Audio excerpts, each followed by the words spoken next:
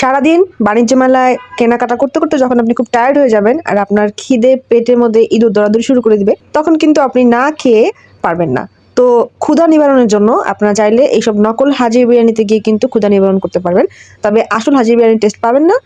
যদিও এটা হাজির বিরিয়ানি, তবু এখানে মাটন বিরিয়ানি, হায়দ্রাবাদি বিরিয়ানি, বিফ কাচ্চি, কাবাব সবকিছুই আপনারা পাবেন। তো প্রত্যেক বছর বাণিজ্য মেলা হলে কিন্তু হাজির বিরিয়ানি কোনো অভাব হয় না।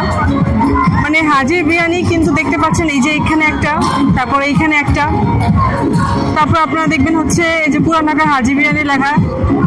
আসলে সবই কিন্তু ভুয়া, আপনারা কেউ কিন্তু বিশ্বাস করে এখানে আসবেন না, খাবেনও না, কারণ এটা হচ্ছে আসল বিরিয়ানি, হাজির বিরিয়ানি না। যেটা পুরান ঢাকা পাওয়া সেটা কিন্তু শাখা একটাই, এটা অন্য কোনো শাখা নেই। এছাড়া এখানে খাবারের দাম কিন্তু খুবই চড়া, মানে খুবই চড়া দামে খাবার বিক্রি হচ্ছে, কিন্তু মানগত দিক থেকে খাবারের সেই মানটা কিন্তু আপনি পাবেন না।